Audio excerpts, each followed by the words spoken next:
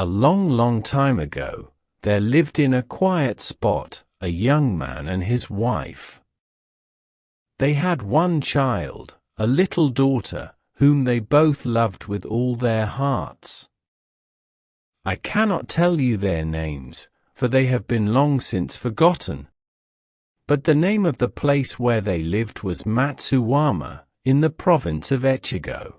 It happened once, while the little girl was still a baby, that the father was obliged to go to the great city, the capital of Japan, upon some business. It was too far for the mother and her little baby to go, so he set out alone, after bidding them goodbye, and promising to bring them home some pretty present.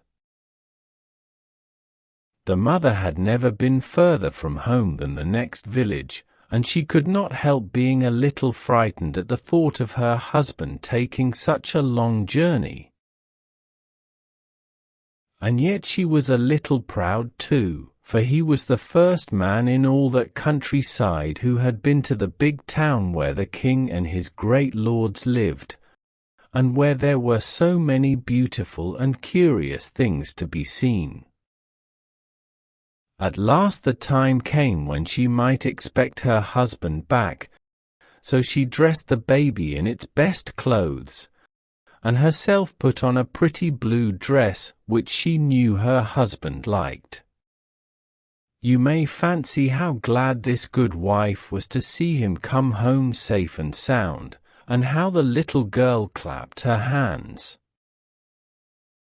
and laughed with delight when she saw the pretty toys her father had brought for her. He had much to tell of all the wonderful things he had seen upon the journey, and in the town itself.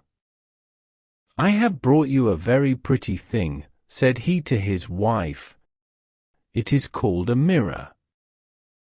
Look and tell me what you see inside." He gave to her a plain, white wooden box, in which, when she had opened it, she found a round piece of metal. One side was white like frosted silver, and ornamented with raised figures of birds and flowers. The other was bright as the clearest crystal. Into it the young mother looked with delight and astonishment, for, from its depths was looking at her with parted lips and bright eyes, a smiling happy face. "What do you see?" again asked the husband, pleased at her astonishment, and glad to show that he had learned something while he had been away. "I see a pretty woman looking at me, and she moves her lips as if she was speaking, and, dear me, how odd, she has on a blue dress just like mine." "Why, you silly woman, it is your own face that you see," said the husband, proud of knowing something that his wife didn't know. "That round piece of metal is called a mirror. In the town everybody has one, although we have not seen them in this country place before." The wife was charmed with her present, and, for a few days could not look into the mirror often enough, for you must remember that, as this was the first time she had seen a mirror, so, of course, it was the first time she had ever seen the reflection of her own pretty face. But she considered such a wonderful thing far too precious for everyday use, and soon shut it up in its box again, and put it away carefully among her most valued treasures.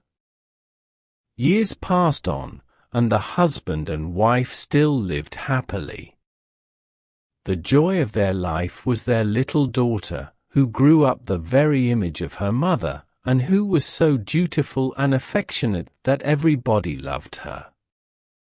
Mindful of her own little passing vanity on finding herself so lovely, the mother kept the mirror carefully hidden away, fearing that the use of it might breed a spirit of pride in her little girl. She never spoke of it, and as for the father, he had forgotten all about it.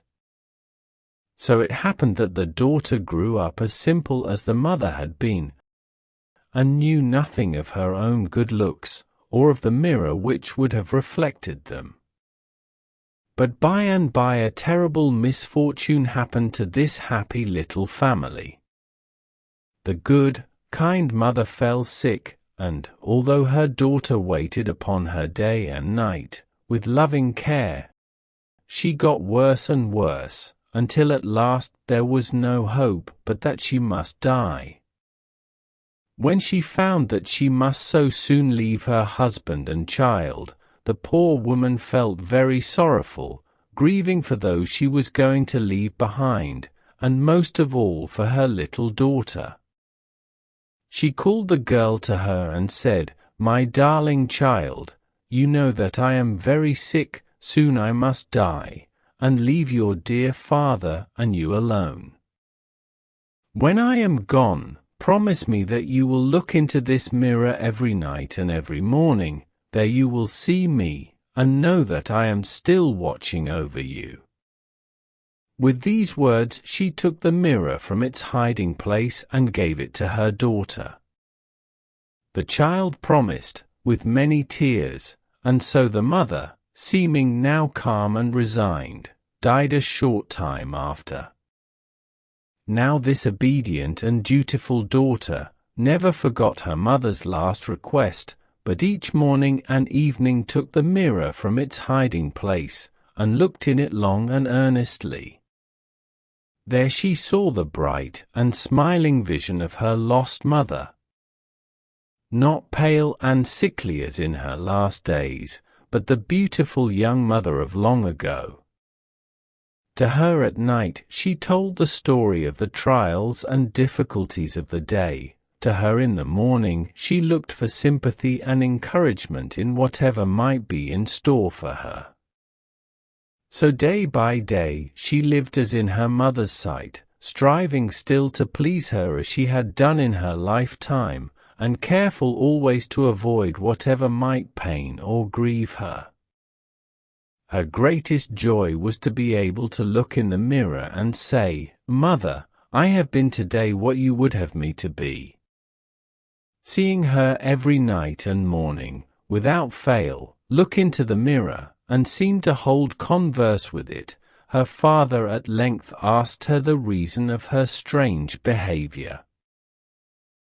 "Father," she said, "I look in the mirror every day to see my dear mother and to talk with her."